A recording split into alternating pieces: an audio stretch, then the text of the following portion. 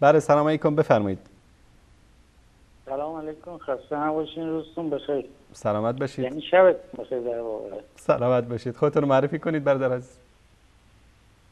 جناب انصاری، من اسم مستعار میگم آخوندی هستم از ایران. آقای آخوندی بفرمایید برادر عزیز. بعد میخواستم یه گلگی از شما بکنم. بفرمایید.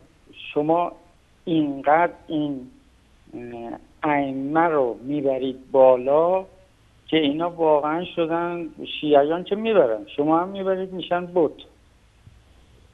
و خود حضرت علی در صلحنامه‌اش قسم خورد که پاک نمیکنه. حضرت رسول خودش نشون داد، با دست مبارک خودش اونو خط زد. آیا این چی هست؟ اشتباس، گناه چیه؟ در صورتی که مربوط میشه به اصطلاح امامت و چیز اصول الدین مربوط میشه، یعنی حضرت نبی و امامت و اینا. این چی حساب میشه؟ چرا باید این کارو بکنن و شما چرا باید اینو ببرید بالا؟ آقای آخوندی برادر عزیز، اولا که در اونجا وقتی سیدنا علی رضی الله تعالی عنه نمیخواد پاک بکنه به خاطر نافرمانی نیست. ببینید یکی میاد مثلا یک امری از الله و رسول رو سرپیچی میکنه به هدف نافرمانی، به هدف قبول نداشتن. اینجا سیدنا علی رضی الله تعالی عنه به خاطر محبتی که به رسول الله صلی الله علیه و آله و سلم داشت و به خاطر اینکه ایمان داشت که محمد رسول الله هست و مشرکین چی گفتن؟ گفتن ای محمد اسم تو بنویس و اسم پدر تو، رسول الله ننویس.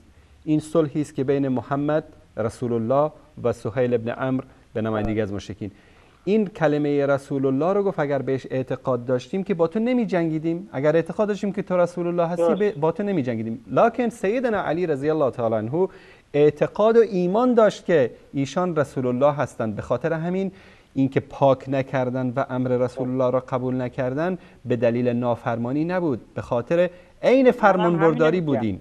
این عین فرمانبرداری بود. منم همین خدمت شما عرض می‌کنم، میگم ایشون میدونست ایشون نبی خداست، چرا به خداوند قسم خورد که پاک نمیکنه؟ در فیلمش هم که تلویزیون ما گذاشت، بله گوش میدید حرف منو یا؟ بله آقای آخوندی، بله واضح از حرف شما بفرمایید. بعد در فیلمی هم که تلویزیون ما گذاشت این جمله‌ای که به خدا قسم خورد و گفت و حضرت رسول 3 بار تاکید کرد پاک کن که گوش نکرد. حضرت علی کم شخصیتی نبود، من اینو میدونم. درست. و ایشون قسم بخوره یعنی جونش بره قسمش نمیره. و میدونست این نبیه، میدونست تو خونه این بزرگ شده، میدونست اون نمکین خورده، میدونست اصول دینه. یعنی یکی از اصول دین همین نبوته. درست. چطور یهو میاد این کارو میکنه و بهش میگن اشتباه شد، ولی حضرت عمر رضی الله یک کاری رو میکنه میگن کافر، اون یکی یک کاری میکنه میگن کافر، اون یکی کج راه میره میگن کافر. آقای آخوندی برادر عزیز و بزرگوار، ببینید یعنی ما اعتقاد ما مسلمان ها بر این است که غیر از رسول الله صلی الله علیه و سلم و بقیه انبیا طبیعتا دیگر هیچ انسان معصومی وجود نداره. علی هست، ابوبکر هست، عمر، عثمان، طلحه، زبیر، عایشه، حفصه، همه اینها معصوم نیستند. حتی رسول الله صلی الله علیه و آله و سلم معصوم در تبلیغ و در دعوت و در رسالت هستند و گاهی اوقات اگر از ایشون اشتباهی هم سر زده چون توسط وحی کنترل می شدند، همون لحظه همون ثانیه الله سبحانه و تعالی این اشتباه رو تصحیح کرده. غیر از رسول الله که با وحی ارتباط ندارن امکان دارن اشتباه بکنن. ما هیچ وقت مرتبه و مقام صحابه رو چه علی باشه یا غیر علی باشه از آنچه که هستن و بودن بالاتر نبردیم. میدونم این حرف شما درست. ببینید من نمیخوام توهین بکنم، خدا شاهده نمیخوام توهین بکنم، ولی مثلا خود حضرت علی با جنگی که با معاویه را انداخت، این جنگش باعث شد که حالا کار با جنگ جمل ندارم اون زودتر بود، ولی جنگ با معاویه باعث شد اسلام 5 شاخه بشه. ایشون که 30 سال صبر کرده بود، تو خونه نشینی کرده بود، یعنی ایشون درایت و فکر و مدیریت یه خلافت رو نداشت. ایشون نمیتونست بره 4 نفر دستگیر کنه بیاره بگه بابا اینا قاتلای خلیفن. میدونید من چی میگم؟ میگم خلیفه رو کشتن نه آدم عادی. درست. و ایشون هیچ کاری اصلا اسم نبرد، اصلا نگفت من انتقام میگیرم، نگفت من قصاص میکنم. به زور شمشیر رفت کوفیان و باشون بیعت کرد، فیلم نشون داد مالکشتر، رفت شمشیر گذاشت که بگو شب یا روزه. ببینید خود شیعیان دارن اینو میگن تو کتاباشون، ما نمیگیم، اونها میگن تو کتاباشون گفتن با شمشیر گذاشت بیعت کرد، بعد که حالا بیا بریم برای من بجنگیم. کدوم آدم عاقل این کارو میکنه میره به جنگه؟ بعدم ببینید یکی دوتا نیست، من میگم بالا نبرید به خاطر اینه زمانی که مالکشتر به 10 قدمی معاویه رسید برگشت گفتش که من با 10 ضرب شمشیر معاویه رو سرش رو جدا میکنم. پیک اومد گفت مالکشتر نکن این کار رو، حسنه اینو دارن میکشن اگر بخوای سر حضرت معاویه رو جدا کنی. اینجا چی نشون میده؟ یعنی اسلام و فدای بچه هاش کرد. خب بچه هاش سرشون رو میبریدن، معاویه هم حضرت معاویه هم سرش رو قطع میکردن، هم زیر بال پر علی میشدن.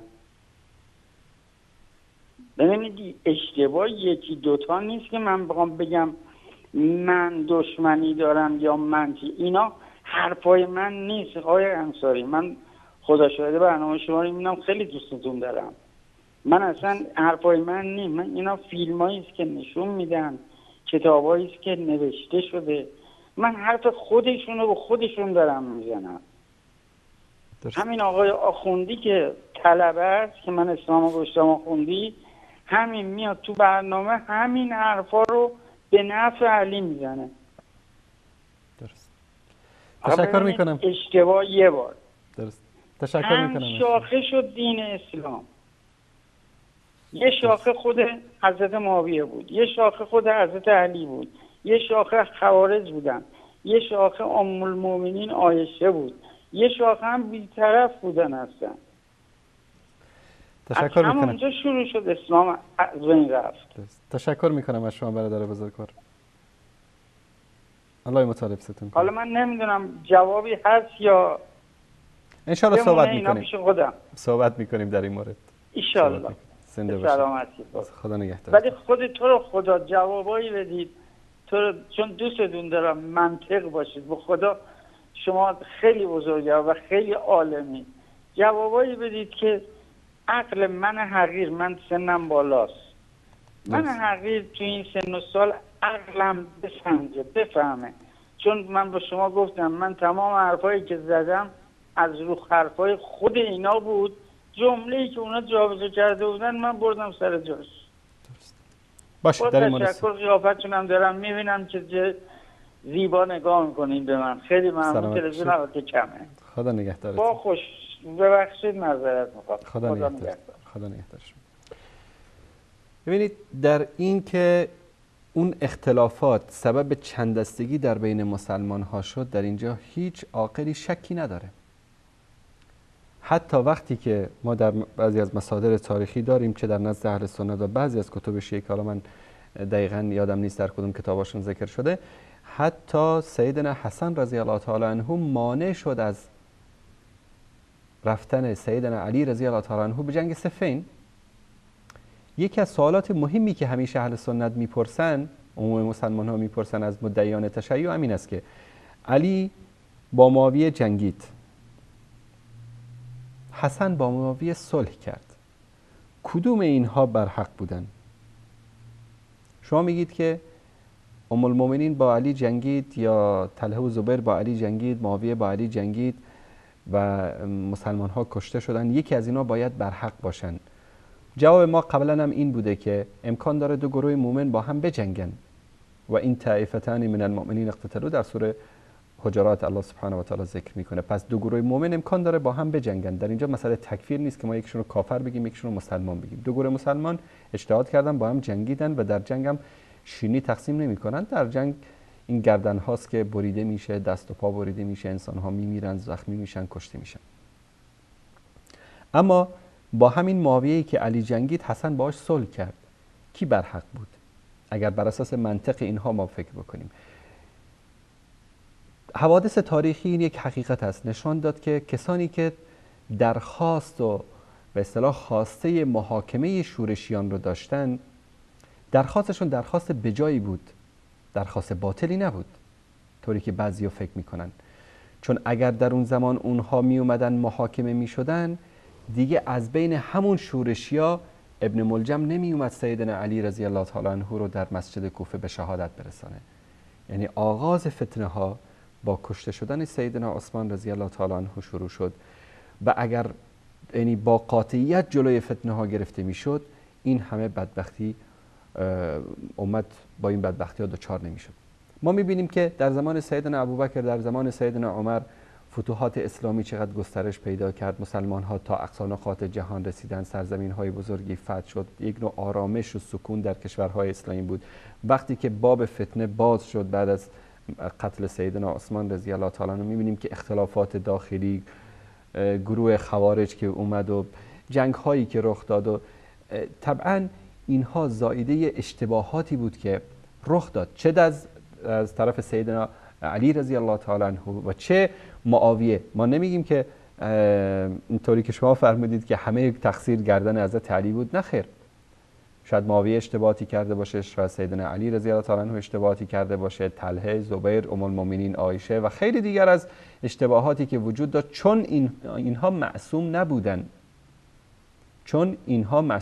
منتها آقای آخوندی و دیگر برادران عزیز و گرامی، وظیفه ما چی است در این زمان؟ الله سبحانه و تعالی در مورد امت‌های گذشته چی میگه؟ تلک امة قد خلت لها ما کسبت ولکم ما کسبتم ولا تسألون عما كانوا یعملون.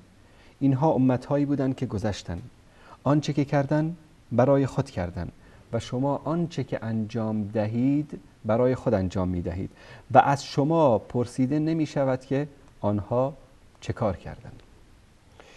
در زمان امام موسی کاظم میگن که گروهی اومدن و خلاصه با ایشون صحبت میکردن در مورد ابوبکر چی کار کرد و عمر چی کار کرد و کی بر حق بود و کی بر باطل بود.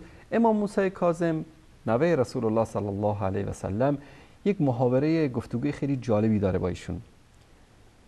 میگه از ایشون پرسید که آیا شماهایی که دارید در مورد ابوبکر و عمر و علی و طلحه و زبیر و عثمان اینا دارید صحبت میکنید، از جمله کسانی هستید که در آیه 8 سوره حشر الله سبحانه و تعالی در مورد آنها میفرماید که للفقراء المهاجرین الذين اخرجوا من دیارهم و اموالهم یبتغون فضلا من الله و رضوانه.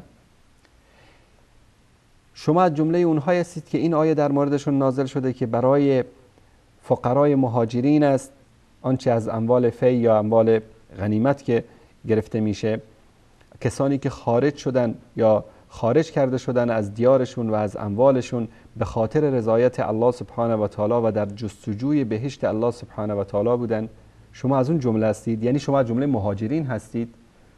گفتن نه یا ابن رسول الله، ما از اون جمله نیستیم. گفت آها، پس حتما از جمله اون کسایی هستید که آیه 9 سوره حشر در مورد اونها نازل شده که شما از جمله اون کسانی هستید که در مدینه جای گرفتن و ایمان آوردن و کسانی را که به سویشان هجرت کردند دوست داشتن و در دلهای خود از آنچه به کسایی که هجرت کرده بودند داده شده بود احساس حسد و نیاز نمی کنند و آنها را بر خود مقدم می دارند. گفت یعنی شما از جمله انصار هستید؟ اینا گفتن نه یا ابن رسول الله، ما از اون جمله هم نیستیم. امام موسی کاظم در اینجا میگه و من شهادت میدم که شما هم از جمله اونهایی نیستید که آیه 10 سوره حشر در مورد اونها نازل شده. آیه 10 سوره حشر چی است؟ با هم ببینیم. والذین جاءوا من بعدهم یقولون ربنا اغفر لنا ولاخواننا الذين سبقونا بالایمان ولا تجعل في قلوبنا غلا للذین آمنوا ربنا انك رؤوف رحیم. و نیز کسانی که بعد از مهاجرین و انصار آمدند میگویند پروردگارا ما و برادرانمان را که در ایمان بر ما پیشی گرفتند بیامرز و در دلهایمان کینه‌ای نسبت به کسانی که ایمان آوردند قرار مده.